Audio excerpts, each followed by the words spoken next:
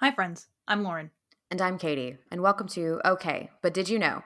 A podcast where we talk about the TV and media that we love with a friend who's never seen it before.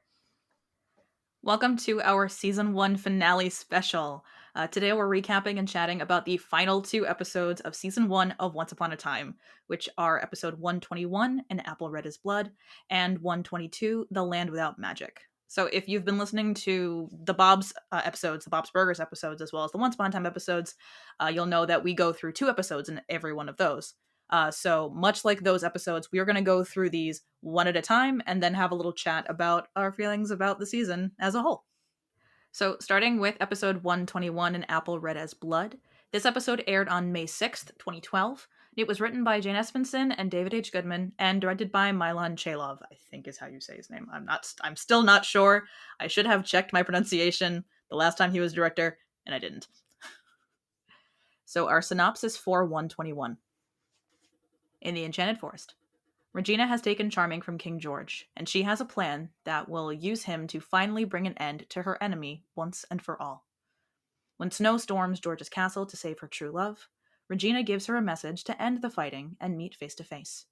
Snow is finally confronted with the truth of what happened because she couldn't keep Regina's confidence, and Regina makes her a deal. Take the poisoned apple willingly, or Charming will be killed. Once again, she refuses to be the reason he dies, and sacrifices herself for the good of all. And in Storybrooke, after trying to kidnap Henry, Emma is faced with a decision. She could stay and continue to fight with Regina, hurting Henry in the process, or she can do what's best for him and everyone by leaving town. Regina needs to find a way to ensure her curse stays airtight, and with the help of Jefferson, bring something back from the past. When Emma tells Henry she's leaving, he sees the turnover that Regina had given her, and eats it, proving it was made from the poisoned apple. He hopes his belief in her will spark her own belief, and she'll be able to set everyone free. So, there was a lot in this episode. A lot. Yeah. My first note though is just Regina is scary and I like it. Yeah. She is. Well, I always forget that this episode starts with the dream sequence until it starts going, and I'm like, oh yeah, this is where we're starting here. So we did something kind of funny this time. Mm-hmm. We were trying to body double, which we do a lot in our friend group. We literally, as we were recording this, the entire day we stayed on video chat with our friends today to body Yeah. double unsuccessfully. We did this the day before as well when I was watching these episodes. So Lauren got to see my reactions as they were happening, but we couldn't Yes, I talk did. about it. So like she has only maybe one or two notes that I was like, wait a minute, and I said accidentally out loud. But apart from that, Mm-hmm. Lauren got to see my facial reactions, and that was about it. So that was a ton of fun, but also very funny.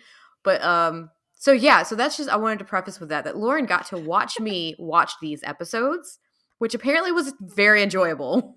Oh, very much so. And we've learned that at least for this episode, it wasn't so great for 122, but for this episode, I'm very good at timing how long scenes happen because I usually could tell based on what she said or something along the lines. I could figure out what scene she was watching. And, I mean, when I'm screaming Henry, I think that one was easy to figure out. Yeah, because that was when he ate it. I'm like, oh, is he down yet? She went, no, not yet. Okay, there he goes. But the dream sequence, I only have like a couple of notes, and that's like, oh god, not Henry with the rope. They're Mm-hmm. also angry and ill the apple, and then we get into this. I have emotions. I'm too gay for this. I was literally sitting there, like, what? I wrote down that Apple Squish has no right to be that sexy. But the tying and the grabbing and the There's a lot in that dream sequence. I will say there's quite a bit, and it's for me. It's the I didn't come for dinner. Well, what did you come for? You. And then I wrote kinky. Katie's gonna have fun with this dream sequence. I had a lot of fun with these episodes. But then we go straight into, you shouldn't kidnap children. No, no, you shouldn't. And Henry being so against it was funny to me too. Like Henry's like, yeet, nope, we're not doing this. Yeah, the bug really does get thrown off the road a lot. I think in this season, I think it's only the twice. But yeah, that bug takes a beating. Seeing the apples just starting to die was very Mm-hmm. interesting. I'm assuming that's because the curse is failing and the magic and all the things. Yeah. Yeah, So she says to him, like, that my tree is dying, and like she said, I think it's a sign of the curse weakening, and that really is, like, it's the sign of the curse weakening, magic almost kind of like her magic being seeped out, but magic kind of almost simultaneously kind of coming back into the realm. mhm. And this is something that I wrote down with this episode, because I've kind of said the whole time with Regina and Gold that the show can support two villains because there really are. I mean, they have two very different motives. Pinky in the brain. They are Pinky and the Brain. They're quite literally. I love that I've planted that seed. And that's all anyone can see now. But they're very much on opposite sides of their own conflict, in addition to on opposites on doing their own things. Because Regina wants the curse intact. Gold wants the curse broken so that he can go find Balefire. Mhm. So they're very much opposing. Regina doesn't really know that yet. She just doesn't understand why he's not working with her. But we can see that they're very much on different ends of the spectrum with this conversation. It was just interesting because Gold Rumpelstiltskin has just been using her the whole time. Well, because he's been using her because he needed the curse cast. He knows Yeah. that she's the one who needs to cast the curse. Now that he's so close to getting what he wants, he knows the curse has to be broken. He knows that he always knew it was Emma. He forged the whole thing. He says he forged the whole curse. That's a whole other thing from season 6. But That's a um, ways. it's a ways away. And people always ask me, like, oh, was that hyperbole? And I'm like, I think that's more if they hadn't figured out the whole trajectory yet, because this is season 1 and we see a thing in season 6, and this show is very fun and retconning things for no reason. So I think and maybe it's hyperbole, I don't know, but he's the reason he's the reason why Emma can break the curse. So he wants the curse broken. And Regina does not. I did put that seeing Regina scared is very interesting. Yeah. Like, that is not like, I love how well she does with emotions because we've seen so many different things from Lana at this point. But seeing how well she does with that, like, oh my goodness. But my favorite line maybe not that one. This is one I of mean, my you can favorite say it. lines. Just say it. I'm trying to get to it. I'm just like, then I looked down and saw that I wrote a different line down. I was like, wait a minute, maybe it's not my favorite. This is a good episode. It's just when I almost said Eggy. What's wrong with me? When Grumpy. What, Eggy? Why did Eggy come to my brain? When Grumpy sees Red and is like, Red, you've got someone on your chin. And I'm just like, you remember that moment? I was like, what did he say? And I had to rewind it and be like, wait a minute. And Megan, Ruby, Red, whatever, she still has blood on her teeth after she rubs it off her chin. It's still on her teeth the entire time. Oh, I love that. Or blood, quotes. So my one question I have is why does the Mad Hatter, why does Jefferson have a mansion? I don't know, honestly. It's never fully explained. I think it was more of a, I don't know, this is true on the spot interpretation because I've honestly never really thought about it before. My guess is it's something along the lines of her trying to keep him in good graces because of what's happened. And she knows that he can be useful. I don't know if she ever fully knew that he was awake. I don't, because why he's awake is always contentious.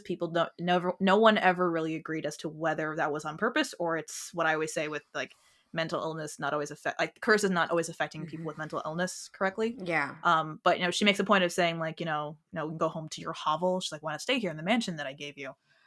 So almost as like a way of making some form of reparations. That way, when she needs him, he may be more likely to help her. That would make sense. I don't know though. Like that's nothing that I ever personally thought about. I don't like Jefferson personally. We like Sebastian Stan. He does a great job. But like for as much as I dislike Rumple for other things, I mean Jefferson's also not on the show enough for me to really care so much about him. He doesn't have he doesn't really have many redeeming qualities. It seems to be both Rumple and Jefferson are both very much trying to do everything they can for their kids, which is what most of this show seems to be, is everybody trying to do things for their kids. Yeah. But like between like one having the hat and like figuring out the magic with that was really cool. I found it really interesting. It was a really, really great way to tie in how Snow ends up in the glass coffin and how all that happens. I just could have done without the fairies sounding like a swarm of bees. This is true. This was the joke that I wasn't going to say because I needed your reaction, so I'll wait till you're done drinking your tea before I say this. Um, the swarm of fairies just reminded me of, from Fairly Odd Parents, the Mm-hmm. Jorgen von Strangle going, scramble the fairies! And they go, you don't have to do this. I like to scramble the fairies. That's all I can think of when I see the swarm of, like, bug-like fairies flying across a lake. You scramble the fairies. But they really did have it sounding like a swarm of bees, and I'm like, I I think that get was it. on purpose. That was I definitely do on purpose. get it. But at the same time, it was so hard. And then they start dropping bombs. Yes. I'm like, what is happening? Fairy dust bombs. Oh god. They just knock people out. That's all they do. Well, like, and then like they were up against, the knights or whatever you're gonna call them, and I just wrote, if you killed them, they wouldn't get back up. Yes, exactly. Like, what are y'all doing? Like, I don't get to know. the point. Mhm. August turning back into wood was really sad. Yeah, That was sad. he said, like, this is the price for him, is if the curse Yeah. breaks. If the curse doesn't break, then because what he said is, like, right now it's hard to ride, it's hard to walk, and soon it'll be hard to breathe because he's turning back into a puppet in a land without magic. You can't have moving puppets. So now we get to see what happens, though, since the end of all of, like, with everything that comes up next, magic. Like, oh, Yeah. this will be interesting. We'll talk about that when we talk about the finale. Yeah. See, that's why you're like, oh, these two have to be together. We can't do these separate. Well, really, the thing that I said, and I think I may have said this on the podcast in addition to you, was that stopping at 121, these two work really well together, even though they weren't a 2-part finale unlike every other season. But ending with Henry collapsing with the sleeping curse felt mean if we weren't going to record again next week. Exactly. For reference, this is days before Christmas. Yeah, we're gonna take a holiday break and take off most of January, so it really felt mean to stop at Henry collapsing with a sleeping curse, and then she has to wait. To be fair, and I said this before, I don't necessarily know because we're gonna have 1 week of January to record. I don't know if the end of 201 is any less mean, but oh well. I will say, finally, Archie finally made sense as a therapist. Yes, he fully admits Regina is his mother throughout everything, and I'm like, yes, and he has truthfully one of my favorite lines from this episode. The other scene is we'll talk about later, but it's Emma, do you think she would ever hurt him? No, never. I mean, everyone else, but not him. Yeah, exactly. I love that line so much. I was like, yes, thank you.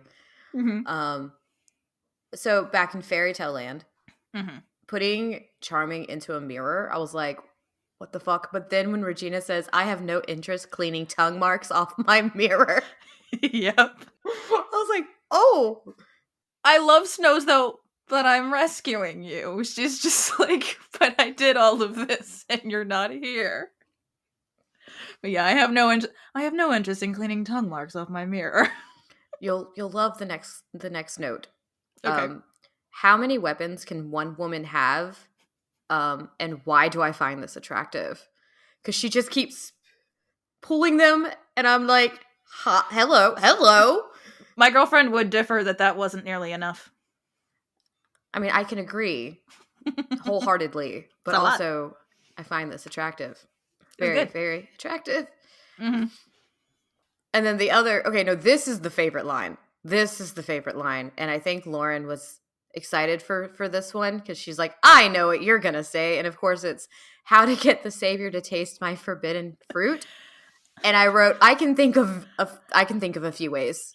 Yep, that is the line. Now to solve my next conundrum: how to get the savior to taste my forbidden fruit. I want to say that's a line people had Lana say at panels that following summer. I understand. Yeah, I would like to add on to this a reminder from earlier. Jane Espenson wrote this episode. Thank you, Jane Espenson. That name. That name. Well, because thank you, Espenson. Espenson. Because she also wrote 105, which has our very close now kiss moment. I had another moment with watching these episodes, so it was bad. I was like, this is terrible timing, but now kiss.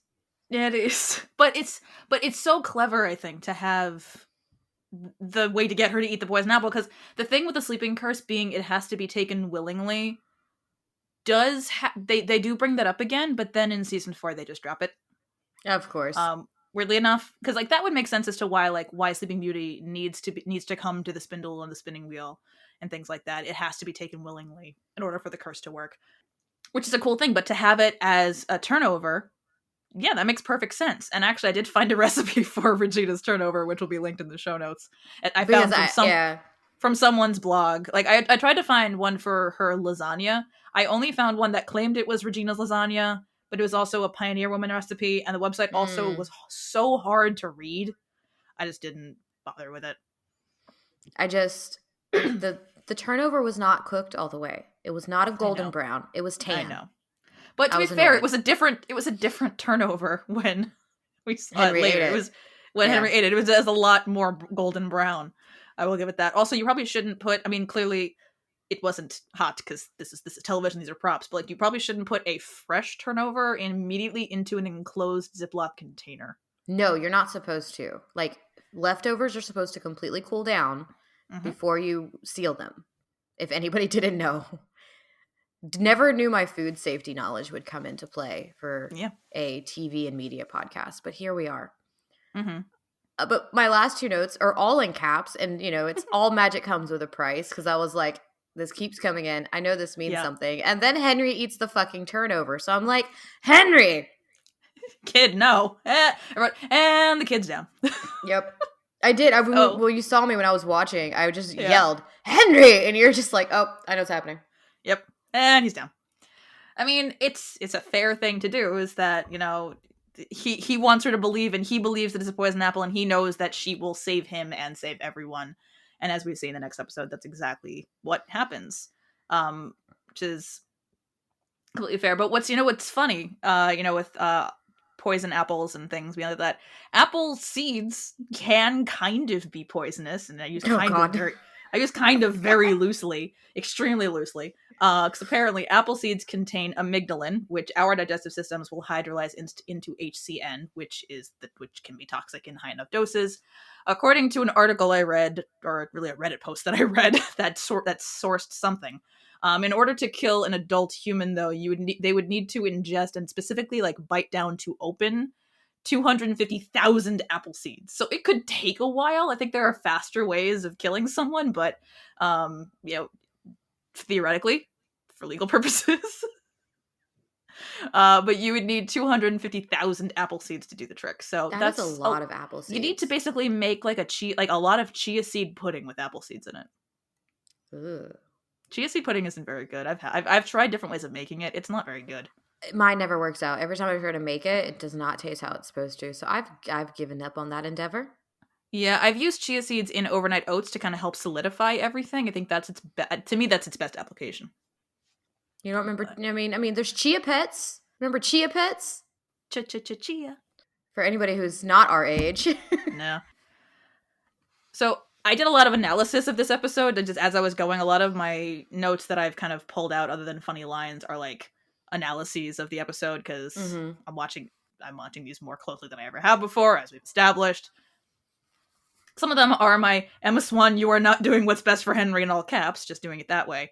But in the dream sequence, besides just you were going to have a lot of fun with that, I like the irony of the way Henry is written as saying that she did this to herself when she tries to tell him, have him tell them to let her go.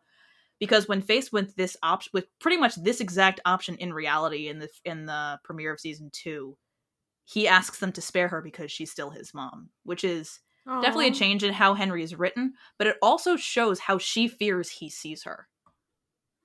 Oh, that's interesting. Because it's all in her head. It's her imagining how this kind of thing would go. And I think it's really interesting to see that. Compared with knowing I love that I can talk about the beginning of season 2 so casually, because you will see it very soon now, rather than feeling like I'm teasing something that's going to be happening in months. You're going to watch these by the end of January, beginning of February. So it's interesting to kind of see that's how she fears that he sees her.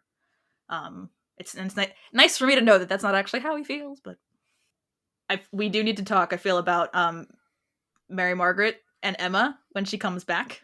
Yes.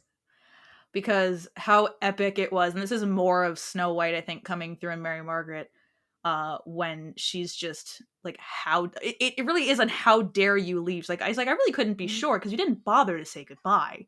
It is a little bit of the Jewish mom guilt, but it it is very much like the, you said we're family. You said that you wanted to be different, and why are you're reverting? Why are you doing this? And then my favorite line at the very end, the way she closes it out, is, you're his mother. Like when she says, like, I don't know how to figure out what's best for him. She goes, you're his mother.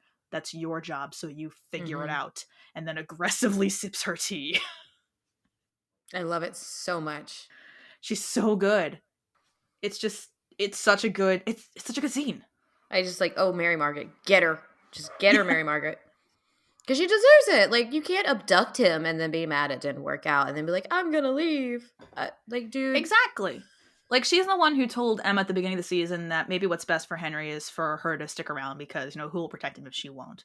She's always been an advocate for Emma at least being in his life. And as Emma talks to Archie about whether, like, her being in his life is necessarily the best thing for him, because that's a Mm-hmm. conversation in and of itself. It's just because he says, like, since she's been in town, he's skipped school, he's stolen credit cards, he's put himself in danger repeatedly. Like, Mm-hmm. objectively, Emma doesn't really have a case. There's no proof that Regina framed Mary Margaret, and in the time that she's been in town, he's been put in danger, and it doesn't look good for her. But I like isn't it's which is not the incorrect advice to give her, even though it's not what she wants. Which it does kind of bring into question sometimes, is removing yourself from the situation what's best for the kid? Ooh.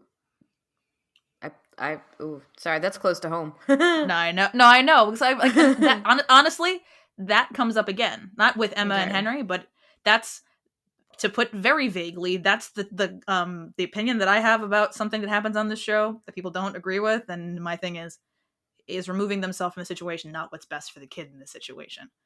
And most people who disagree with me that they should stick around. I'm like, yeah, but should you? Should she? We'll I may find out. have, we'll have to see what my opinion is because I've got real Yeah, life yeah, events. I don't know how to yeah. word that. You have So some that'll be experience. You have some interesting. experience with with I the type of do. situation I that have it is. experience from that from a very interesting viewpoint.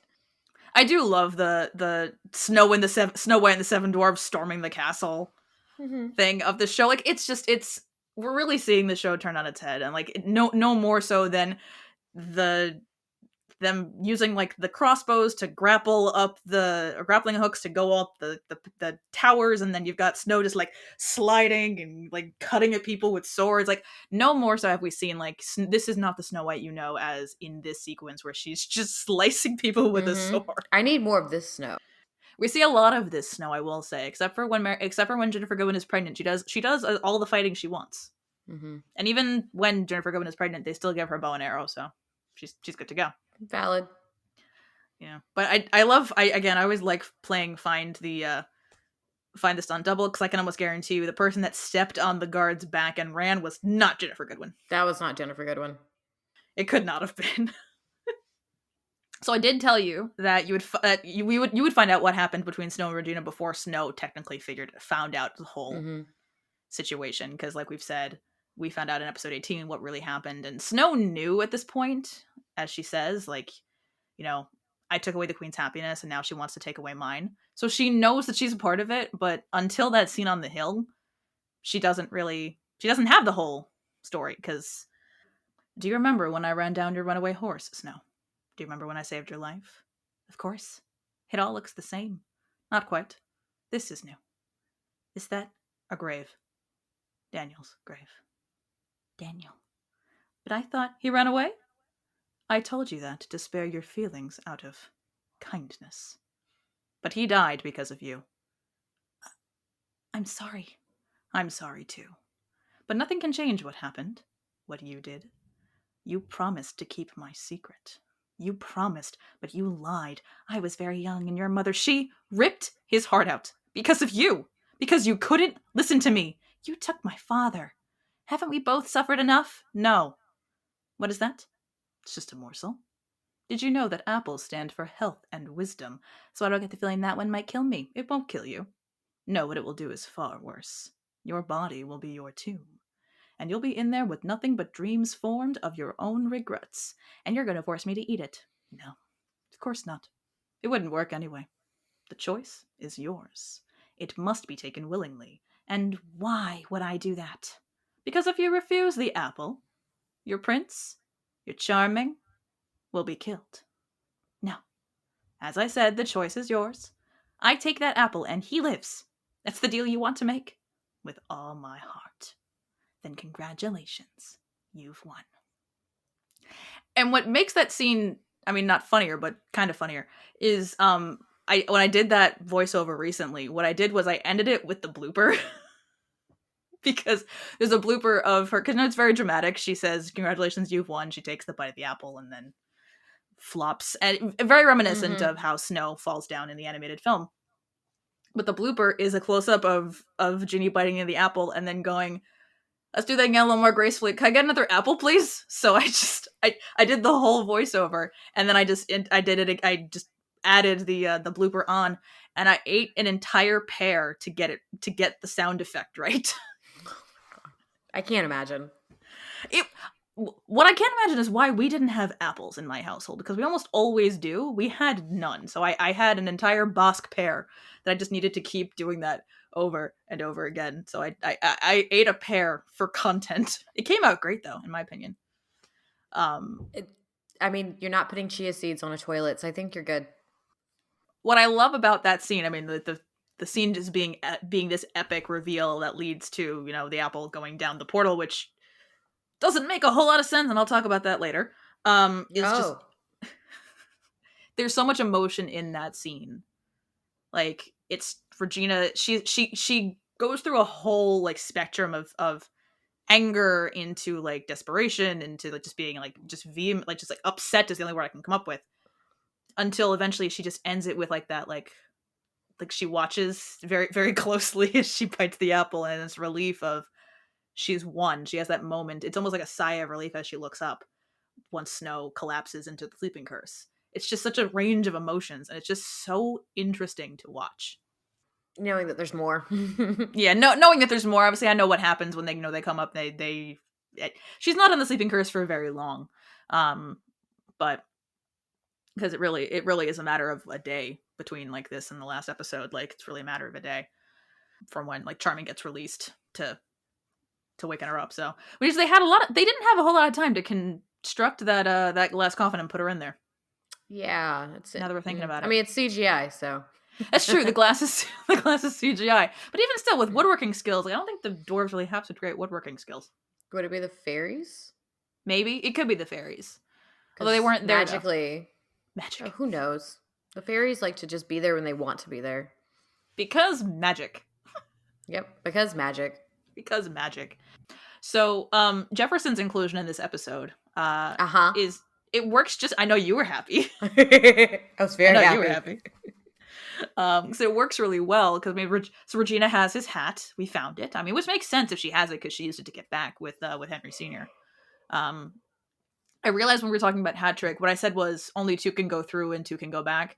Mm-hmm. What it is as many, like, it's only the exact number of people that go through the portal have to go back. Like, it's like it's not limited to just 2. It's just like, so 3 people go through, then 3 people have to go back, and vice versa. Although we don't really see how the hat works after this. I don't know if we ever see it being used again. Oh no, we do see it. What am I talking about? Of course we see it being used again, but not well. But the fact that his portal can go through time, given the fact that most other portals on the show very specifically go through space, not time. Oh yeah.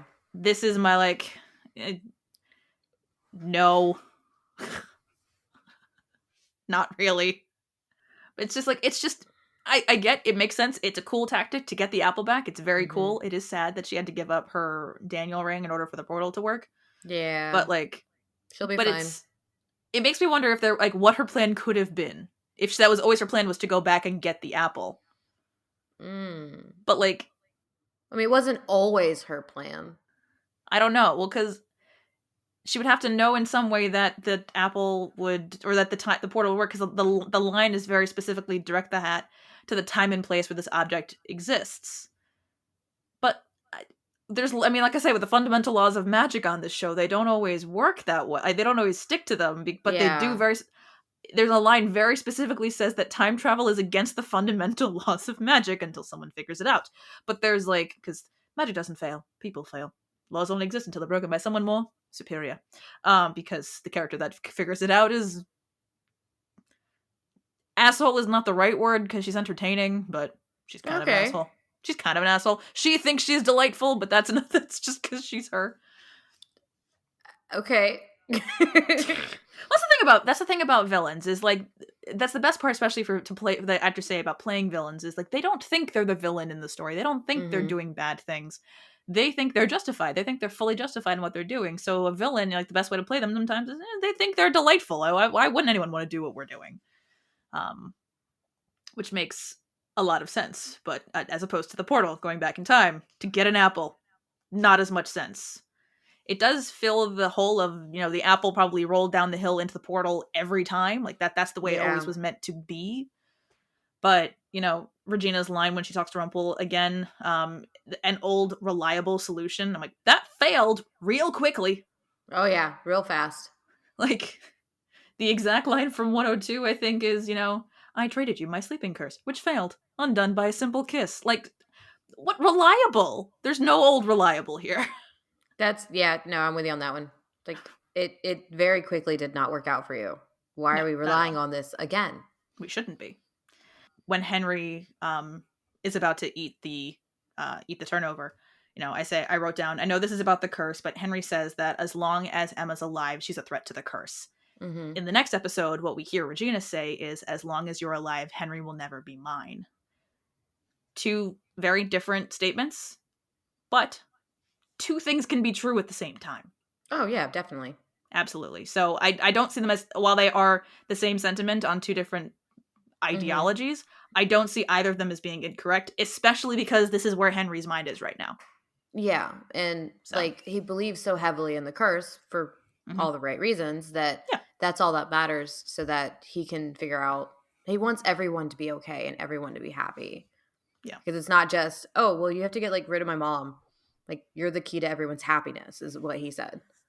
yeah. Well, because think about it also from this perspective is when Emma breaks the curse, she's not the only one that gains family. He does as well. Mm-hmm. He goes from having just an adopted mom to quite literally having more family than he'll know what to do with. Oh yeah. I'm excited to see how the dynamics are going to work Mm-hmm. in season 2. So it'll be Yeah, interesting. no, definitely. So, what did you score this episode? So I gave this one plot and character 9. I thought it Mm-hmm. was a pretty good plot. Like there were some parts that I was like, okay, cool. Mm-hmm. So it's not like perfect, but like Yeah. it's really good. And I gave personal 10. I really enjoyed it. Mm-hmm. Um maybe just being sad about August. I don't know. It's 28. Good Okay. score. Not Great score. terrible. Mm-hmm. Um what did you score it? So I gave it a 9 for plot. It lost a plot point for guide the hat because I'm just like, no, like you're using your mind to guide portals. That's perfectly good world building. It's the guide the hat to the time and place where this object exists, and like the time portals. No, that's what I got is time portals. No, Well, then it's a paradox. So, just we need to solidify our time travel. Um, it got a 10 for character because this episode just there's a lot of growth of the characters in this episode and a lot of mhm. stuff is going on. It's very character heavy, especially with finally kind of the culmination of what happened with Snow and the Queen and how Snow White ate the poison apple. It's this Snow White being the central story for the entirety of the season. Like we'll have other stories at the center of the flashbacks as the show goes on, especially in season 2. It's going to shift a little bit. Snow and Charming will still be at the core of it, but not as much. And then going forward, the stories will kind of be a little different as we go.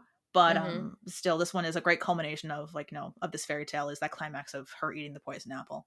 And I gave it a 10 for personal. So this one got a 29 out of 30. Oh wow, we're a point off. Not quite a perfect score. 'Cause really the time travel hat portal really got me. But still a perfectly solid score. Nice. Yeah. So, since this is our finale special, we are not done. How happy are you?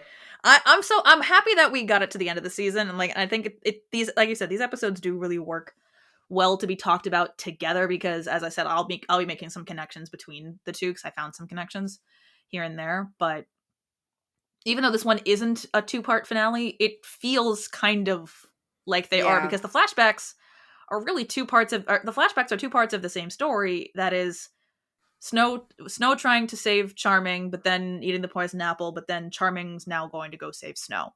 Mm-hmm. It's 2 parts of the same story. And similarly with the flashbacks, it's everything's leading up to Henry eating the poison apple, and obviously the flashbacks, the Storybrooke is all leading up to Henry eating the poison apple. And now the last episode is Let's Save Henry, which there is an episode called Save Henry, so as you can tell, Henry needs saving quite a bit. he's a kid. It's a child. He doesn't always make the best decisions. At one point, he gets his hands on dynamite. Yeah. Henry. Yeah, what's really funny is throughout the entirety of the episode, the Charmings are trying to explain to Regina why she would be an unfit parent. And she's just was like, okay, but under your fine guidance and security, my child got a hold of dynamite. Who's really, at fault here? That's my commentary, not a line from the show.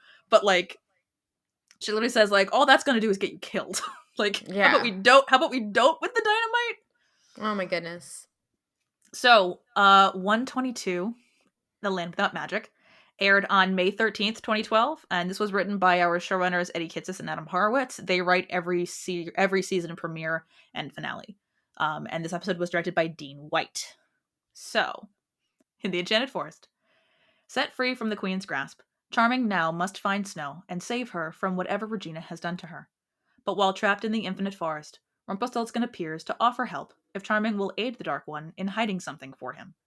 After battling Maleficent and doing the Dark One's bidding, he gives him a locator spell so that Charming can find his true love and finally wake her with true love's kiss.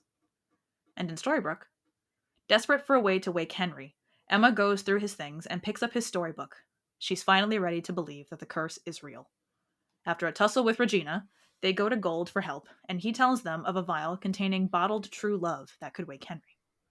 All Emma has to do is battle Maleficent to get it back. Using her father's sword, she succeeds, but only long enough for Gold to trick the potion out of her grasp. When it seems all hope is lost for Henry, Emma gives him one last kiss on the forehead, not only breaking the sleeping curse and waking him up, but also breaking the dark curse and bringing back everyone's memories. All is not happy with this curse breaking, because now Gold uses his potion to return magic to this land. With magic comes power, and who knows what can happen when the Evil Queen and the Dark One have their powers back again. The culmination of this season is for the curse to break. Which, I don't necessarily know how I feel about that, only because in the commentary they do say that like this is what they've been building the entire season to, so it feels like once they figured out their plan, it was always the plan to break the curse at the end. Because I feel like the show could be about breaking the curse. That could be a thing. Yeah. But how long until that gets a little repetitive is like Emma doesn't want to believe, and Henry wants to insist, and then he keeps getting older because he's a 10-year-old, and at that age kids tend to age pretty quickly. So like how long can you hold that up? Because I realize like you have 2 paths. You have the show making the show about breaking the curse, or you literally blow up your world at the end of the first season and see where things go from there. Well, and they're not back to Fairy Tale Land either, so... No, they're not. My thing with that, and people have asked me why I think they didn't go back, and I'm like, because quite frankly, there's more story if they don't. Yeah. Going into the next season, there's going to be some people that want to go back, and so finding a way to go back is going to be a thing. People that don't want to go back, and then the turmoil that comes with talking about whether they want to go back or not, or stay, or split, or what. So I think there's more story if they don't, because also think about it, they would all go back. Emma's not cursed. August's not cursed. Henry's not cursed. So everyone would just disappear except for the 3 of them? Oh, yeah. Like, that doesn't really make any sense, personally. Because there's no reason why they would be swept up in whatever magic to bring people back to the Enchanted Forest, because they weren't enchanted to be here. So. How's that gonna work? We shall see in the next season. Well, I shall see. You already know. Wahaha. My first note is just, Graham! Yes, Graham. I told you he'd come back. The reaction, though, that was so funny, because I started the second episode, and Lauren's just kind of like, okay, hold on, I gotta watch your face. Like, got herself ready of like, I have to watch your reaction, hold on. And I was like, what are you talking about? And I was like, oh, spaghetti heads. Because I call these lovely individuals that are fighting for the evil queen spaghetti heads, because that is a Mhm. costume choice. And then Graham. Hello, Graham. I'm like, okay, he's back. I'm okay with this. Of course. Apparently with, and I got this from the commentary because this is an episode that has commentary. I didn't get as many fun facts as I normally do from them. I got more of the writers and Jen's analysis, but they filmed Jamie's scenes while they were filming 121 because his schedule was so tight. He Mm-hmm. literally like flew in, got off the plane, got through customs, immediately went to go film his two scenes, and then basically flew back out again because Jen apparently never saw him. She said like, I saw him in the script, but I'm like, when did he film these? Like, oh, there's Jamie. David trying to leave was interesting. I'm like, well, you can't leave. Yeah, I thought you were talking about charming because I was like, yeah, a rock really charming, but no, you mean David trying to go to Oh, Boston. a rock. Yeah, a rock is, yeah. Rock Okay, against a lock is gonna work. exactly. But then, like, the whole thing of course, they go to Mr. Gold. Why are they trusting Mr. Gold? Why is Mr. Gold helping? And of course, then my Mm-hmm. brain finally went, oh, this is why. I finally fully put together the whole Rumple helping Snow, or helping to find Snow so then he can do the curse, so then he can go find his, like, all of it kind of fully came together for me, which is really sad. I should have figured that Yeah. out Yeah. a lot sooner. Mm-hmm. But look, late to the party, but I'm still at the party. It's fine. I loved the line, "You twisted little imp." Yeah. The twisted Oh, imp. They call him an imp a lot. I love it. I love it so much. Mm-hmm. Him having charming sword. He's got a lot of things. I was like, because I was like, your father's sword. Oh my god, that's so cool. I like that they put it in a guitar case. I thought that was cool. I did. I really did enjoy that. I thought that was a good choice because then Mm-hmm. it's pretty good preserving something like Yeah. that. Because almost 30 years sitting doing nothing. Like, Mm-hmm. is he sharpening this thing? Like, what is he doing? Maybe. I just went, well, hello, Maleficent. And then Mal is actually a dragon. I put in all caps an actual dragon because 4 legs and wings. Mm-hmm. She's actually a dragon. Of course, things like, oh, look, the coffin. And then I had like, Jefferson, what are you doing? Going down to like, see Belle. And I'm like, holy fuck, so much is happening so fast. There's a lot happening in this episode. I was so happy to see Belle. So happy. You'll be very happy to know she is main cast seasons 2 through 6. Thank goodness. I love her. I believe season 2. Hang on. I haven't googled anything today. Hang on. Her choice in men might not be my favorite, but that's okay. I can steal her away. I did write, obviously the gun isn't working, Emma. Yeah, let's use the gun against a dragon. Put a whole clip in the motherfucker and nothing happened. No, well, 'cause she's a dragon. And then I just wrote, never held a sword before. Great aim. Like, because that makes sense. She does. Well, I mean, to be fair, charming also is like something that's a family trait of like, it's kind of ingrained in the family. That's fair. Are you looking? You're still looking at Palace? I'm still looking to see. Yeah, I'm still to see when she's. I believe there's usually. I won't ask my chart next here. question then because that'll derail you. Okay, give me a second. She's main cast for seasons 2 through 6. Thank goodness. That makes me very, very happy. Is Maleficent just dead now? Jen asked the same thing at the very end of the commentary. She's like, "So is Maleficent just dead?" And they went, "Maybe there's more story to tell there." And I always forget because she does come into play kind of in season 2 because I thought like there's no way they planned season 4 that early in advance. Yeah. Because Mal does come back in season 4. Maleficent is immortal, so even though she's dust, she can still be reanimated. Okay, then. That's basically and this isn't really a spoiler, this is just kind of, it's weird how they do it, but basically the magic of the cavern keeps her alive in any form. Oh. So she's just, she might be dust now, she won't always be a dust monster. It's taking me back to Endgame for Marvel. They came back. They returned to dust. They came back. So Mal, this is not the last we've seen of Maleficent or Kristen Bauer. Okay, good. That makes me happy because I know how much you love her. I do. I did write, don't trust Gold. Like, she should not have trusted Gold. The moment I saw his little head pop into the elevator, I was like, don't trust him.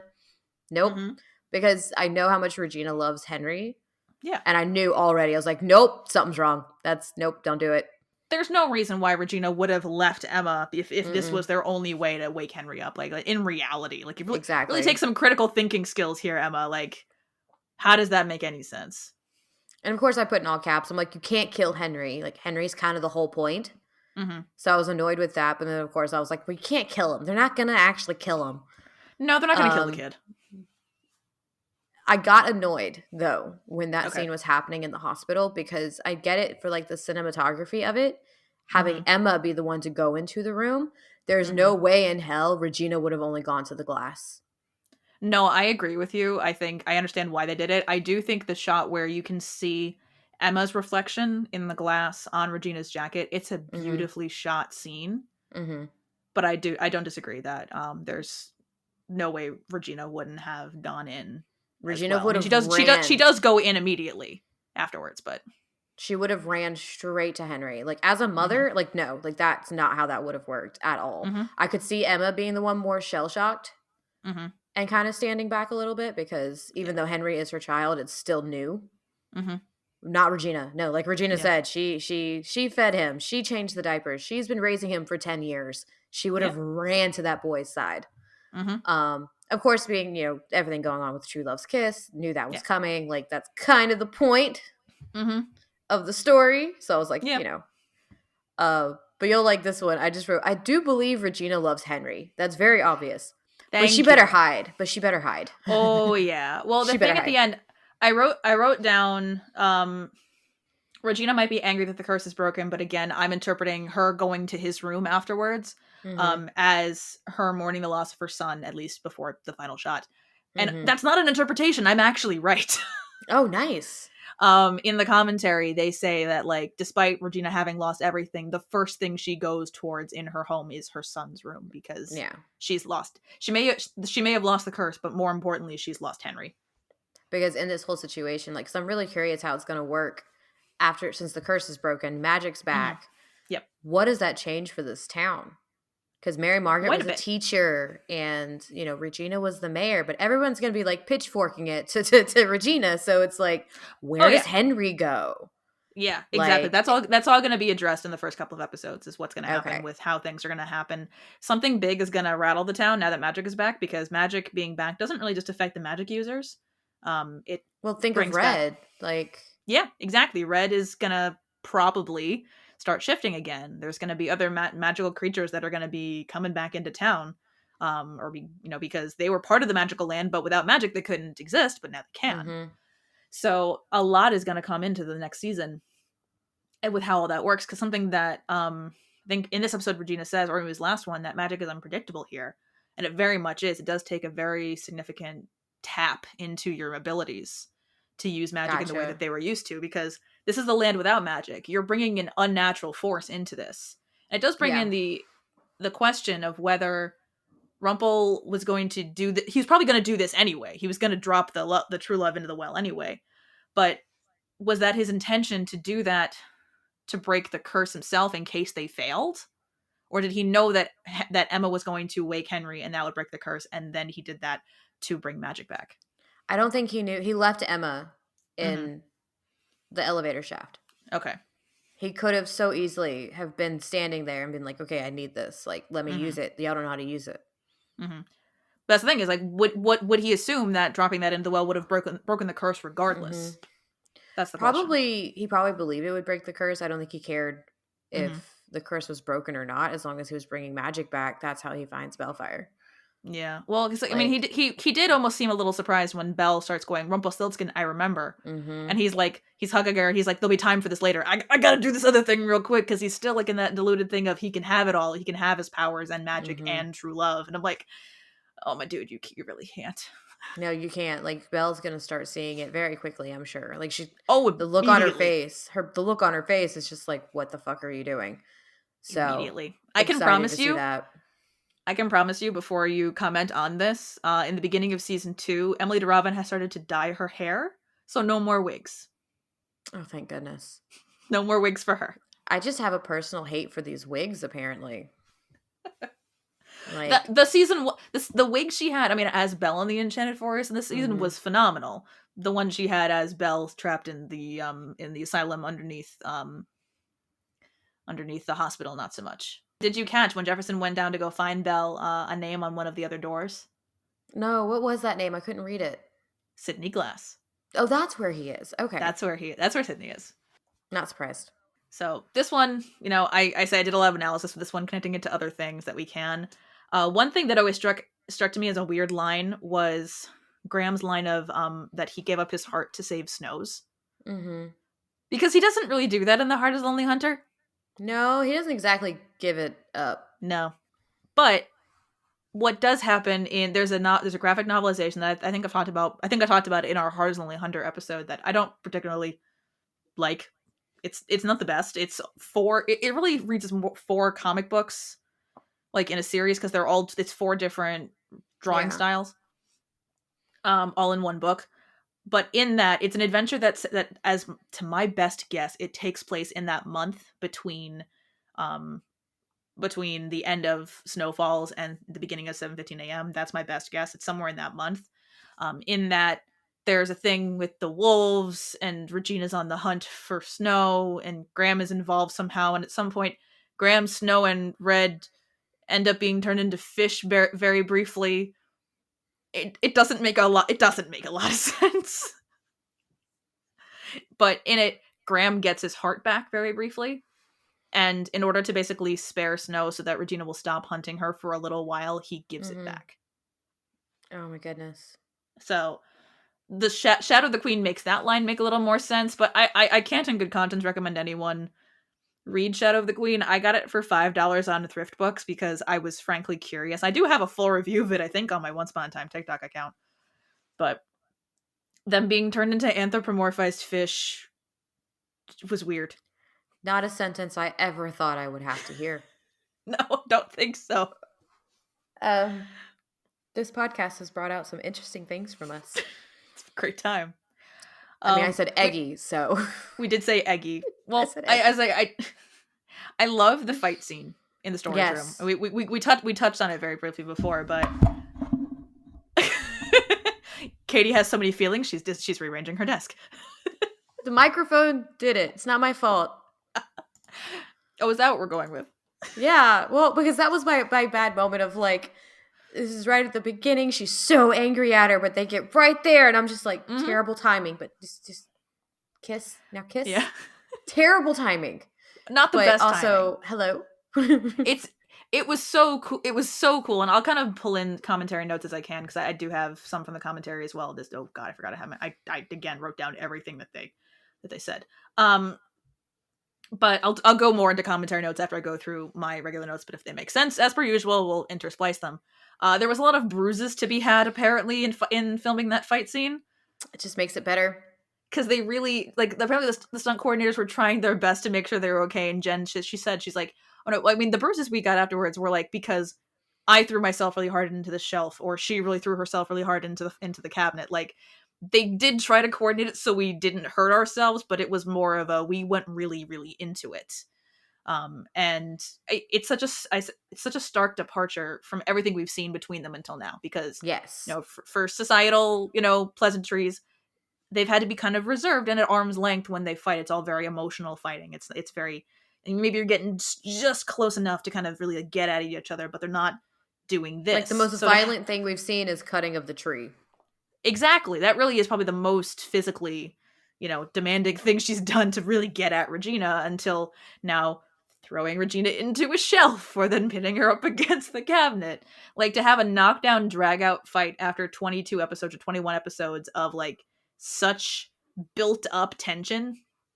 It's so explosive after them being so silent or so reserved for so long that it's good to see that. And again, with Regina, very enjoyable. Very enjoyable. They both sell it.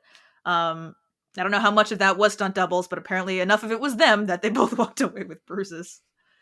It brings in the line of, because as long as you're alive, Henry will never be mine. And then when Emma says like wake him up, and she just yells, I can't, like the way that she yells it, I'm like, it's heartbreaking.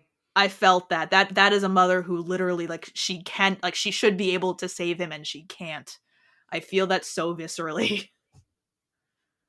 Like seeing Regina just like give up with anything that has to do with the curse or anything Mhm. else to be like, nope, I have to stop everything I'm doing, and Henry is what matters. That is what tells me that how much she loves Henry, Mhm. because losing Henry was a big deal. It wasn't Mhm. just like, okay, I've won the curse, whatever. Like we've moved forward. Like, nope, you fucked up. You fucked up big time. You're not faking those emotions that she has throughout the Mm-mm. entire episode, like the way that she is over Henry before they go, but the way that Regina is when she's saying goodbye before they go off to, to fight Mm-hmm. Maleficent, or the way that she is at the very end when she's just so distraught she can't even walk into the room. And at the very end, she's just like, no matter what you think, no matter what anyone tells you, I do love you. Like that woman, she loves that boy. And Lana loves Jared. Like that just very much comes Mm-hmm. through in that, because they have such a good relationship. It's so cute. It's so sweet. But Henry's alive, so I'm good. Also, I'll find a video where she says this recently, but or at any point, but like Lana has said that like when they were filming at the very beginning, she got very close with his family, with his sister. Jared would like spend the nights like at her house, while filming. Because my guess is he has a twin sister, so my guess Mm-hmm. is probably his parents couldn't stay up in Vancouver all the time. So maybe on nights that they, or maybe on like maybe some like weeks that they couldn't, maybe he'd stay with her. Would be my guess. So like Mm-hmm. they really built that relationship, which makes, I mean, the tumultuousness of the relationship that much sadder, because they have to, at least in the season, be he needs to basically rebuff all of her love, and then between takes, I'm sure just giving her lots of hugs. I Um, bet. That's so sweet. but it's so sweet. I did love Mary Margaret sticking up for herself with David when he like Yes. says like that, I'm gonna leave. Can you give me a reason not to? And I wrote down, yes, Mary Margaret, you deserve better than. Can you explain why I think you killed my wife? But also, like, that's so manipulative. It's like, I'm gonna leave Yeah. because you don't love me back. Like, shut up. Well, I mean, she does love him. That's the thing, is she said, like, he's like, I love you. He's like, that's why this is so sad. Like, because you couldn't give me the benefit of the doubt Mm-hmm. here. It just felt very manipulative to be Mm-hmm. like, I'm gonna leave unless you tell me I shouldn't. And it's just, I don't know. I've been in some interesting relationships where I'm like, I don't like that. Yeah. Well, he's missing the thing from Charming, which is the decisiveness and the ability to really go after what you want and to protect that which you love. He's missing a lot of like those very specific qualities of Charming, that just make it hard for him to really do right by Mary Margaret, which is, he'll spend a good part of the first part of the second season kind of reconciling that, of what he did to her as David Nolan, Mm-hmm. and how he can be better while reconciling the part of him that is David Nolan with the part of him that is Charming. So I don't have to be confused about names from now on, right? No, he's there. He's always Charming. I mean, I've always said he's always Charming, but now Wait, she they actually are the calls him same charming like all the time. sometimes, because like again they even will go back and forth between calling each other Charming, Snow, Mary Margaret, David. Like this, he still calls her Mary Margaret. I think all the way through season 6 is when she finally says, "Stop calling me that." I don't know what, she makes a decision for some reason. But they do still do a mixture of the names, because they'll still call Mr. Gold Mr. Gold, especially with Emma, Mm-hmm. because she only really knows them by their storybook names. Mm-hmm. So it's, yeah, I always say Charming, David, same. And now What they are was his effectively name? Wait, what was his name in Fairy Tale Land? David, but we never hear that. Was it David? He's the shepherd. There's an episode. I think I mentioned this in the shepherd episode, but I'll say it again. In 215, there's an episode where they encounter someone who knew James, Thank and you. Oh, that's what it yeah, was. and they have a confrontation that explains that his fairy tale name was David, but no one knew that's what they were doing, because they didn't really explain it very well. So I've So been like, confused the whole time. yeah, I think for season 1 purposes, he's technically just the shepherd. So it's Technically, David or Charming. We're gonna stick David to that. Charming. He's David David Charming. Charming.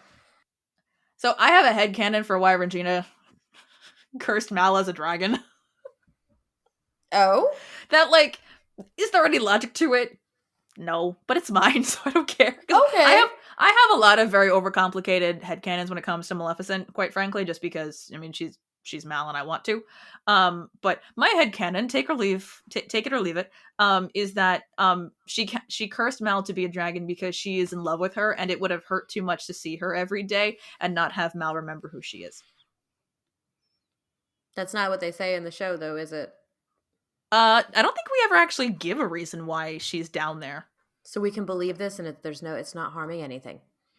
Yeah, exactly. Well, because like the only real like about it, like there's there's a reason why she's down there, but like it's not really a good one. And I think the only line we really have in reference to her being down there is Regina just going, "I trapped you underground for 30 years, and you're not big on forgiveness." But there's no reason behind it.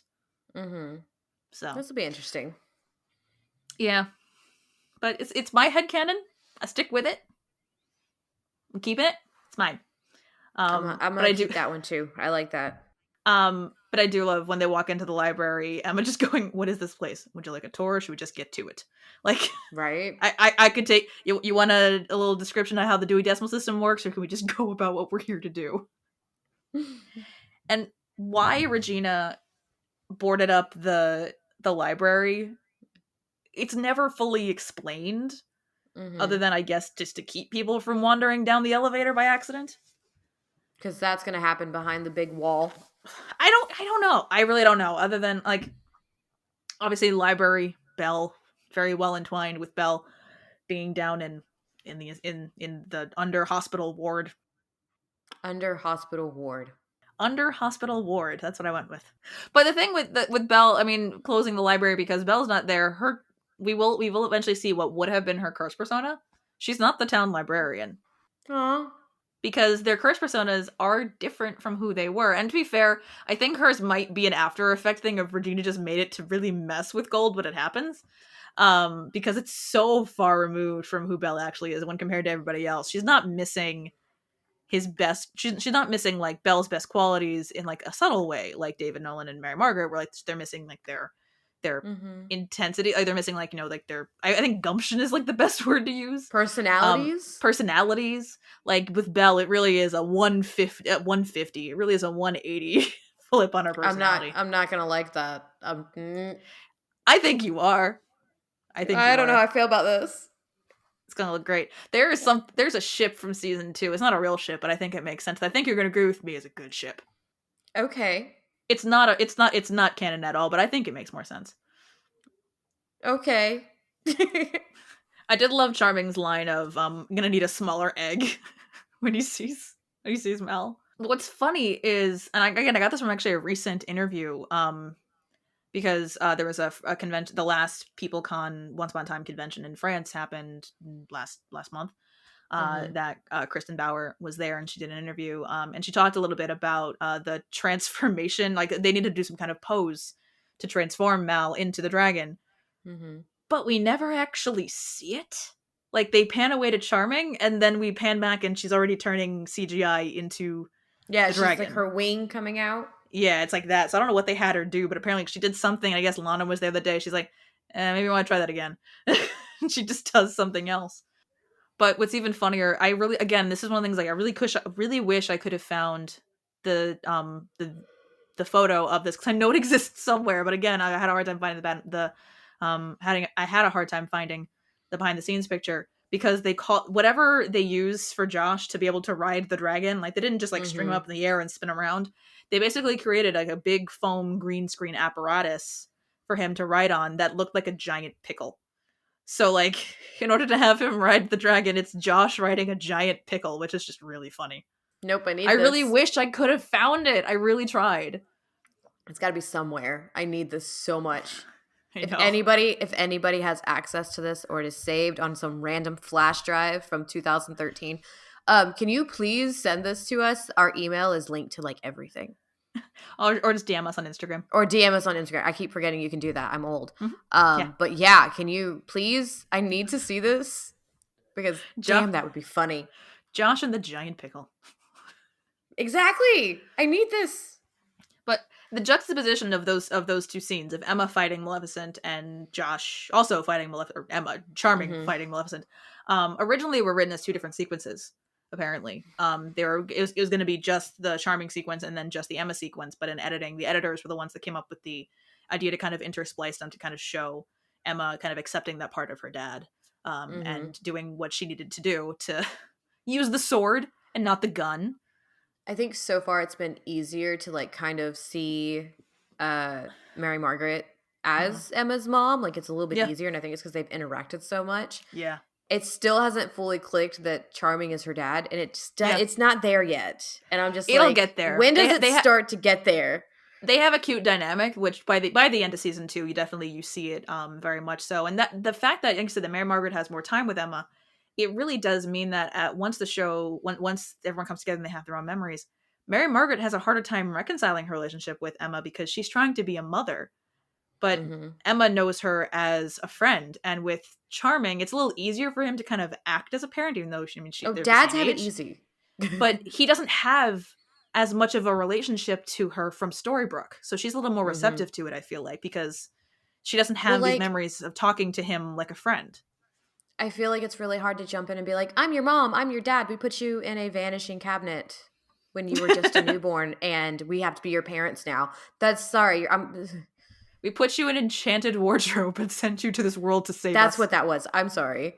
Um, Same thing, It's whatever. fine. But still, it's like we abandoned you as a newborn so you could come and save us one day. We're your parents now. So listen to us and go to your room. Like, I don't see that working out Yeah. very well. Yeah, it just becomes a little bit of a stilted dynamic because she tries to be Emma's mother, but Emma says this, I think, in season 3.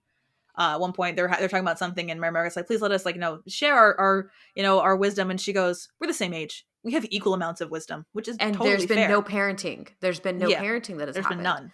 none. While So, they are her parents, they have not, in fact, like, that's like the whole thing of like, yes, Emma is Henry's birth mother. mm-hmm, Regina's the parent.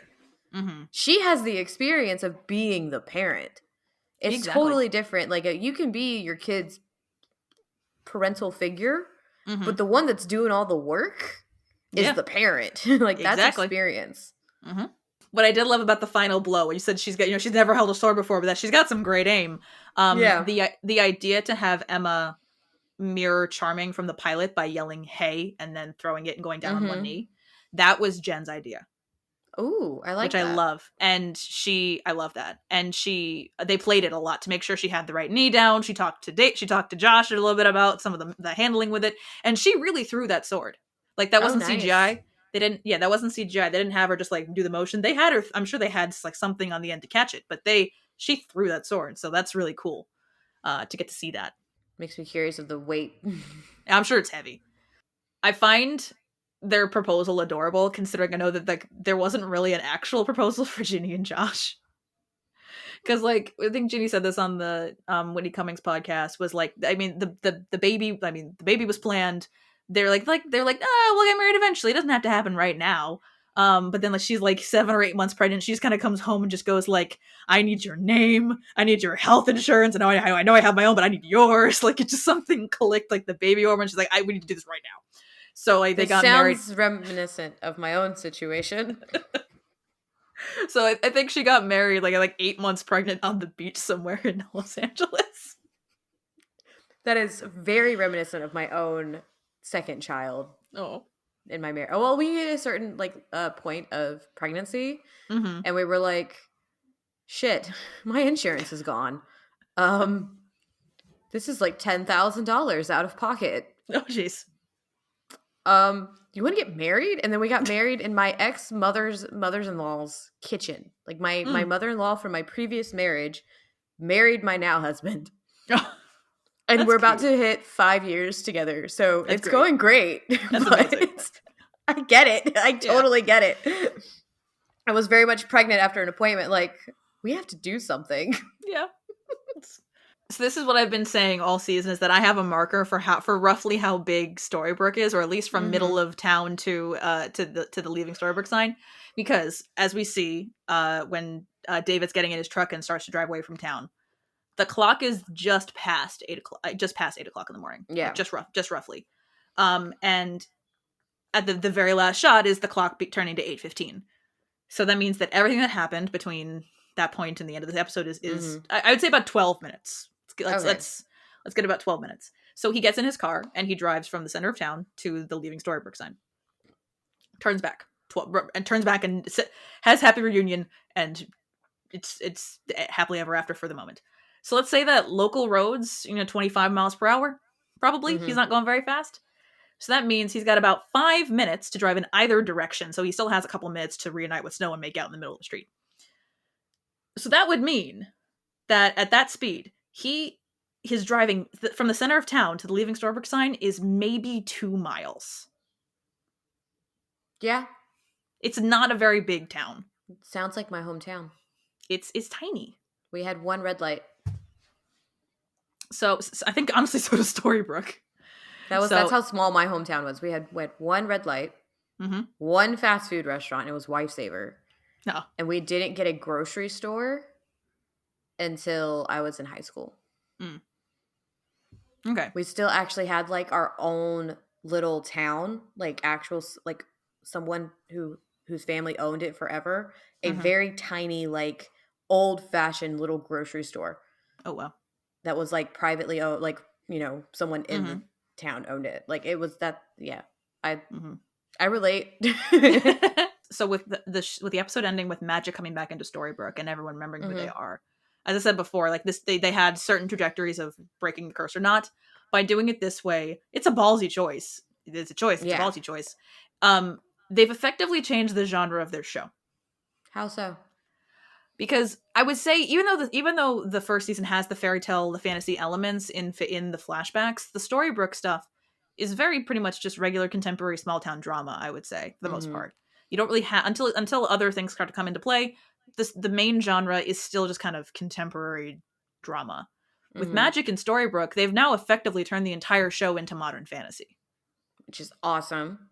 Which is great, but that changes the rules of your world. It changes the rules of how you tell stories. It changes a lot of things. So, like, people say that season 1 and seasons 2 through 7 feel kind of like 2 different shows, and they're not wrong, because I really do feel like season 2 on is an entirely different genre than the first season of the show.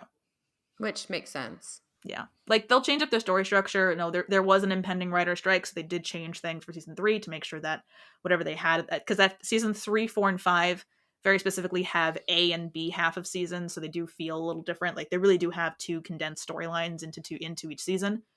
But season 2 on is really effectively an entirely different genre, I feel like, than the first season. I'm excited to see it. Yeah, I think it's gonna be great. We'll get to that later. But when it came with the commentary, like I said, this one didn't have as many of the notes that I tend to pull out, which are like we did this on the day, or this was something we wrote that got taken out, or this is something that got changed. A lot of it was them kind of analyzing the show, which is what we do anyway.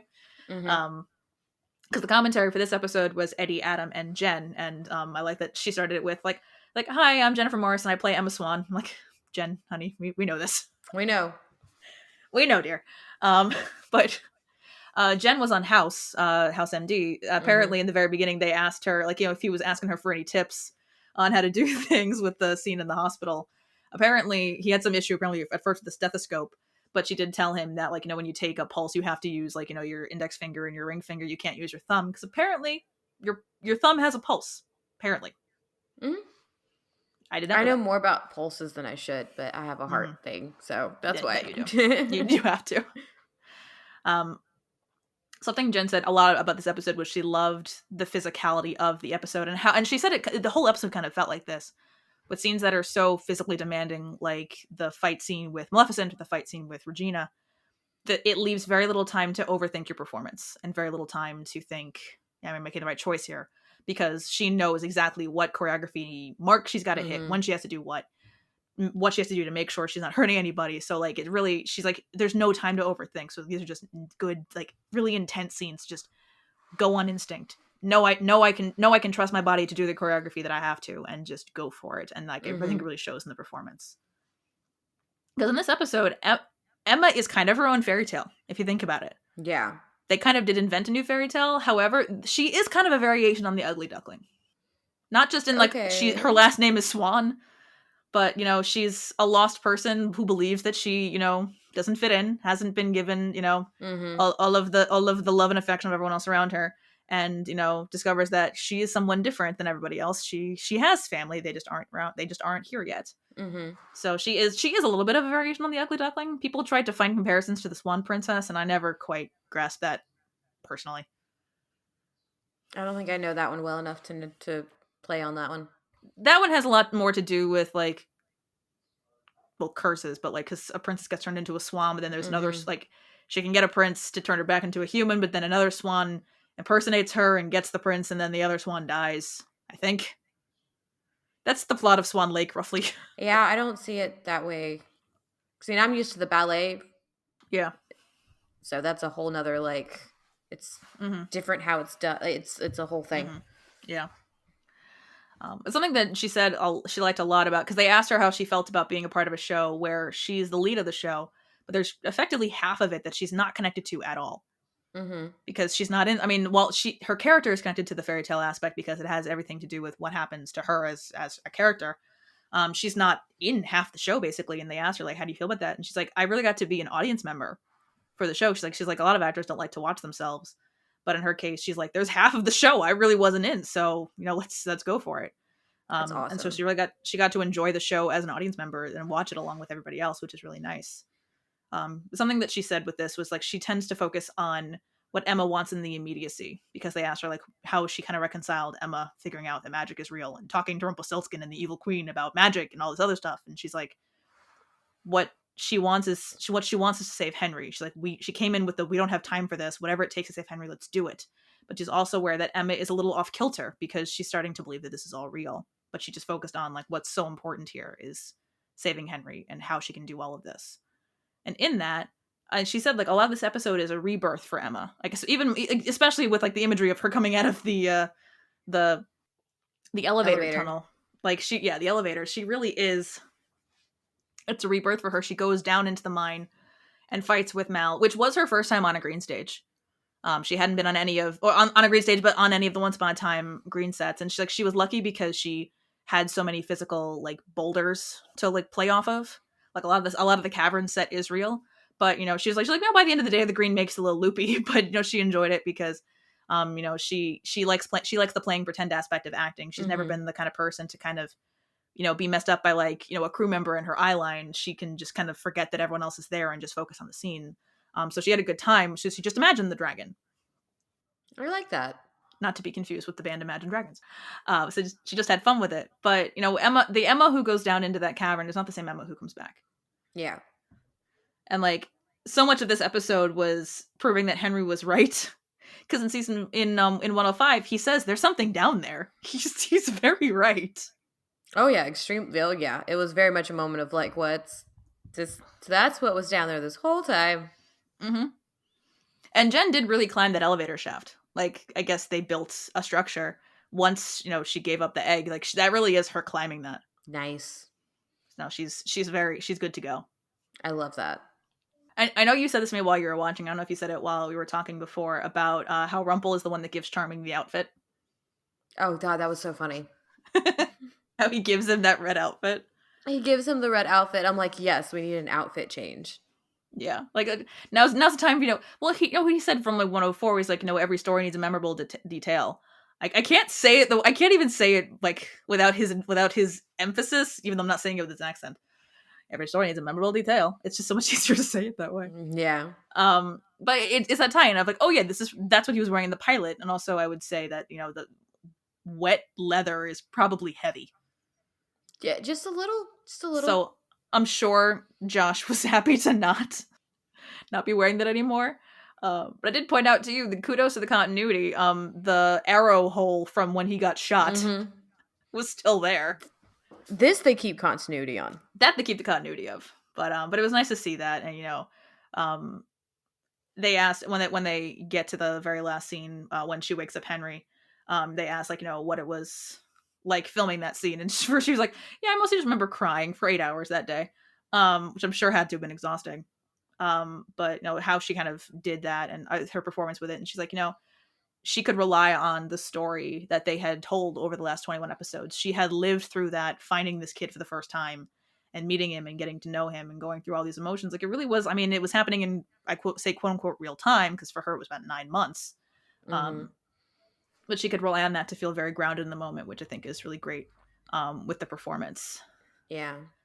And my last thing from the commentary I got with the reunion scene of Snow and Charming, they had one thing that happened throughout filming of Once Upon a Time, especially once the show started airing, was crowds of people would go to watch filming. They would find out what locations they were at that day, and people would they had to keep them pretty far away just to make sure no one could hear anything. But they had crowds of people basically to watch them film that day. and like they had to keep them very far away to make sure they couldn't see or hear too much. Either Eddie or Adam, as the one said, luckily Canadians can keep a secret. Fair. Because like it's very clear it's not Mary Margaret and David kissing, that's Snow and Charming, but in order to Mm-hmm. keep them from leaking that the curse broke, they had them basically say something that looks and sounds a lot like Snow and Charming and just redubbed it in ADR. So apparently some of the options were Joe and farming, Oh my god. but they edited it so well you can never tell. Yeah. Oh, sorry, I have one more commentary note because this is really, really funny. Jen asked if they're ever going to actually build the clock tower. I have the same question, Jen. I have the same question. They're not going to build the clock tower in Steveston. I'm going to leave it at that. Oh my goodness. So what did you rate this episode? Let's see. I gave it a 10 for plot. Wonderful Okay. finale. Wonderful way to finish this off. I thought it was really great. 8 for character. Okay. I was really mad at Rumple. That's fair. Or Gold, or whichever one he was. And then 10 for Same personal. So this also gets a 28. Okay. But this was really good. But no, character-wise, yeah, Rumple had me angry. Yeah. Yeah, with this one, I mean, it makes sense that we both, because I also gave this one a 29. The fact that these both get the same score is just for slightly different reasons. They really do feel like two parts of the same episode, like of one big long finale. I gave it a 10 for plot. This is the finale. It's culmination. It's a lot of good stuff. I gave it a 9 for character. It lost 1 point because of Emma believing because she touched the book. I thought that was stupid. Just personally. Again, I have to agree. It's visually dramatic, but like, and a 10 for personal, giving it a 29. That's so funny. Yeah. So, what did you think of this season as a whole? This season, it's pretty good. I think they did a decent job at pulling everything together. Okay. I understand having the filler because some of it is filler. Some of it is. I think it was a very enjoyable show. I'm actually happy that they went ahead and broke the curse and they're trying to branch out to something different. Because I have to admit, like, there's just too many shows that they go on and on and on. Like, it makes me think of The Walking Dead. Yeah. The Walking Dead is extremely cyclical. Like, they just do the same thing over and over again. So I like that they did this to stay away from that. This way, they're not going to just keep repeating, we have to break the curse. How do we break the curse? How do we break the curse? I really love how it's just very reminiscent of Peter Pan. Because, like, even though Peter Pan's not my favorite, it's close to Beauty and the Beast. And the whole point of of Peter Pan is so much power in believing. Not to be confused with the story of Santa Claus. But it's got some great characters. I still, like, while it's still not my favorite way to do, like, how they did Beauty and the Beast wasn't my favorite, but I still loved it because of what it is. Okay. But then it also kind of showed Rumple as the monster that he is. Yeah. So I loved that. So it's just so much of it was really, really wonderful. But then, of course, so many parts of it, I'm just like, why are we doing this? So it's a good show. It's not like, oh my God, this is like my favorite show in existence, but I've only seen one season. So let's give it more time before I'm like, this is one of my favorite shows. I must know everything. Yeah. I'm really happy I'm watching it, though. Like, this is, I think, like I said, I remember watching the pilot when I was a kid. Because, wait, no, not even a kid. The first episode came out in, what was the first episode? October 23rd, 2011. Or 22nd. So yes, I was in probably the beginning of my senior year. Yeah, that was the beginning of my senior year. So I was literally a senior in high school. I think my mom watched the pilot and I saw it. And that's the last I ever heard of this until I met you. So it's really kind of fun to come back at it, come back to it at almost 30 years old. So I'm glad. Interesting. I'm loving it. I think having a community aspect, I think, certainly helps with the show because you've got people to kind of commiserate and bounce like the kind of like the less than stellar ideas off of. Like, why are they doing it? Like, just why? And like our time in high school when we were kids was very different when it came to TV because we didn't have as much streaming. I remember when we had Netflix was getting DVDs in the mail. Yeah. We had, it still was very much watching these shows just like this once a week. And for me, my senior year, Once Upon a Time was not high on the list of what my friends were watching. Yeah. And you didn't really get to talk about it with your friends because this was the time of like, if I remember correctly, this was the time of like Jersey Shore. That's what my Yep. friends were watching. Mm-hmm. That's not what I was watching usually. I think Yeah. I watched some Jersey Shore, but I couldn't watch it as much as my friends could because my parents No. had rules around the TV. No, instead of this, I was watching Charmed. So Okay. There you go. completely different. Yeah. So it's just interesting. Yeah. I think this one, like I said, doing this with the podcast has brought me back to that feeling of the appointment viewing because I am forcing myself to watch one episode at a time. I'm not binging it. I'm not like going all the way through things because, I mean, like I said, it was the beginning, like you said, it was the beginning of streaming as it is now because Hulu, like I said, like not everyone knew that Hulu was free back then. Yeah. If you watched commercials, and like they didn't always have full seasons. Sometimes they only had the last 5 episodes, so I don't Yep. necessarily know why they had the entire season of Once Upon a Time. But watching it again now is like this way. I've been watching this far more closely really far more closely than I ever have before. Even for my old stats rewatch, I was writing down funny notes, but I was mostly just watching the episode and kind of picking apart the timeline a little bit. I'm really analyzing these episodes now, and it's such a new experience, which has just been a joy for me to be able to do and to have someone to kind of talk to about this and just get the ideas out because otherwise they Yeah, stay inside. it's really interesting because we keep having the conversation of new viewer and seasoned viewer, but I'm watching it as a new viewer with a seasoned viewer and getting all of these tidbits that usually Mm-hmm. you would maybe find out later on and be like, oh, that's really cool, just like something you've seen on the internet. No, Mm-hmm. I'm getting not just like watching the show for the first time. I'm watching the show for the first time with all this information to go along with it, and it's Yeah. extremely interesting Mm-hmm. knowing so much. Yeah. Doing this podcast, though, there's just too many times now that I sit down and watch Bob's Burgers and I get questions from my 9-year-old of like, hey, do you know why they did this? What are the puns? What's going on? What's this one? What's going on with this one? And I'm just I like, love I that. don't know all of them yet. I love that.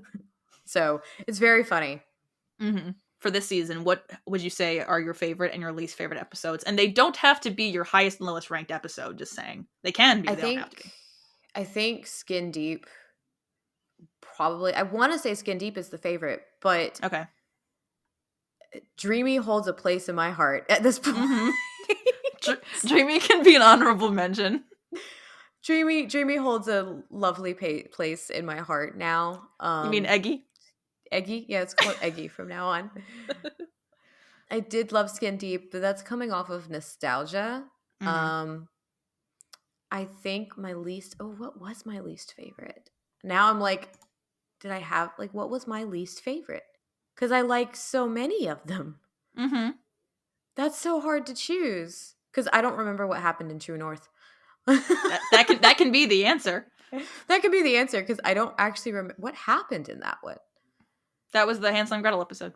Oh, that's why I didn't like that one. Okay, never mind.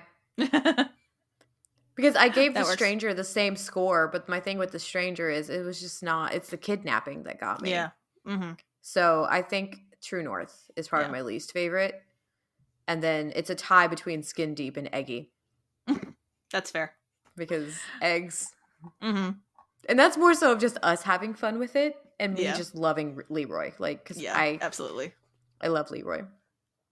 Yeah, I would say Stable Boy is still my favorite episode of this season. 7:15 a.m. was a surprising contender because that one is my other 30 for the season. I think that one was the joy of getting to watch it twice with watching it with the commentary again and getting to relive that because I used to love watching these with commentary, and I hadn't done it in a while because that would require setting up my DVD player, and I have it, but I never use it. I gave you a reason to. It did. It gave me a reason to. And it's now just permanently set up because now every few episodes, because I actually there's commentary for 201, so that'll be for the pilot for the season 2 premiere. But the Stable Boy is definitely still holding true at my favorite. And even though it doesn't have the lowest score, because Dreamy does still have the lowest score of the season, Price of Gold is probably still my least favorite episode because it's just like such little happens in it that I kind of don't care. Like same you could say the same for Dreamy. I think I had a little more fun recording Dreamy than I had watching it. Yeah, I think because we had a lot of fun with that one, but and talking about the eggs and everything else with Leroy and the stunt doubles and all that. But Price of Gold, it's there. It's Rumpelstiltskin Cinderella, and it's not really it's not really my favorite thing Mm-hmm. of the show. So I'm going to go with that Like one. we had more fun with Dreamy, I think, than almost any other episode in this I think season. We so. just had so much fun talking Mm-hmm. about Dreamy and getting the Yeah. reactions, because I just remember texting you at the beginning of that one being like, Lauren, what the fuck? Why are there eggs? Why are dwarves coming out of eggs? Why are there eggs? So, what's the average score that Notion calculates for you for your total? Just do the total. Don't do the entire thing. It is a 25. Nice. My app. So that does say I liked the episode, I think. If my average is 25. Yeah, my average is 25.4. So Yeah, mine's like a 25.45. So I okay. would So put that at. that makes sense then. So we gave it about the same, which is good. That's Mm-hmm. awesome. I think I did the math. That's like an 84%, roughly. So I did ask you a question to ponder by the end of, and I'll probably have you do this at the end of each season. So what are 3 to 5, if you had more than 3, I have 3. things? You 3? Okay. So what are 3 things that you are hoping you'll get to see in the next season? I put that I am excited to see more Snow than Mary Margaret. Like her becoming Snow again. I'm ready to see that, because it's not that I don't think Mary Margaret is a good character. I just like Snow better. That's fair. Number 2 was how I'm curious to see how everyone gets back to Fairy Tale Land, because so many of them are definitely gonna want to go back. Because I could understand wanting to go back. Like, they're in Maine. Can we go back to where there's magic and a beautiful forest and castles and that's what I would want. There's magic in Storybrooke now. But where's the castles? And they killed the dragon. Not really, though. Okay, but you know what I'm saying. Yeah. Shush. No, I literally can't. You'll love my last one, because it is in all capital letters. And I say this because of the almost spoiler that I came across is, who the fuck is Henry's father? Yeah. That's my last question. And it's bugging me because that almost spoiler is in my head almost every day. I can tell you that the almost spoiler, the reveal of that is in 214. But like I said, if you can figure that out, so April for us. If you figure it out by 206, because I think by then you have all the clues, I will confirm it. But 215 is the big reveal of that. So everything you said is that is forthcoming in the next season. Everything you said you're looking forward to seeing. I'm so happy I swiped. I am, because I want it to be a surprise. So quick. I was so quick, man. I was so fast. Because hearing the line, so Henry's father is swipe. Yep. Like, nope. We're not talking about it. Nope. And so I'm excited to find that out. Yeah. Say 214. 214. That one's called Manhattan? Well, shit. Okay. Does it make sense? No, not really. But to be fair, none of these titles make sense until after you've seen the episode. Well, I'm not trying to too heavily, really dive in and try to figure out who he is. If I come across it like I did Pinocchio and it just, is in my subconscious, awesome, I figured it out. If not, it's not the end of the world for me, I don't think. I'm just excited to finally know. And actually finding things out at the same pace as others would have, almost. Yeah. Because taking a short break and all that. Yeah, I will say with Henry's father, the fans figured it out pretty quickly. Oh, okay. Almost to the point where the writers almost changed their plan. So, more so into season 2, though. Yeah, I'm assuming. Okay. No, they figured it out. They figured it out after 201. Oh, so I may pick up on it then. You might, maybe. I think 201 is pushing it, but people did figure it out. Okay, I'm excited then. Yeah. So 3 things that I am looking forward to you seeing, and these are extremely, extremely vague. First thing is being guest stars, new and old. Some people are going to be coming back from the first season that we're going to see more of, which I'm very excited for you to get to see more of them. One guest star, who is in 216, who I'm very excited for you to see, because you're going to be so mad at me that I didn't warn you. but it's going to be great because you got new characters and old favorites will come back to kind of just play in the sandbox with them, and it's just you. Mm-hmm. This is a show that like they do really well by their guest actors because like it really is like when they're up there with the same people all the time, like, oh, new friends, come play with us. Like it can be a situation where like you feel like you're coming into an established school, but like they just welcome everyone in with open arms, which is just really nice I'm to see. excited. It's gonna be great. Again, I'm really excited to see to have you see the world expand and how the show changes and grows as they settle into this new storytelling tactic. Mm-hmm. Because with Magic and Storybrooke and ever remembering who they are, the storytelling is going to change, which is just a fact of your show has to grow in order for it to Yeah. to continue to be good. And lastly is just seeing these characters grow in ways that one wouldn't necessarily expect, because I think there's some really good character growth coming for all of our main characters this season. Ooh, I'm really excited. I think it's going to be great. Thank you all for listening. Join us next time when we discuss Bob's Burgers Season 3, Episode 17, Two for Tina, and Season 3, Episode 18, It Snakes a Village. Don't forget to like, rate, and follow the podcast wherever you listen so you can be notified every time we publish a new episode. And follow us at OBDYK_pod on Instagram and TikTok. This has been an episode of Okay, But Did You Know? A TV and media podcast. It was hosted by Lauren and Katie and edited by Lauren.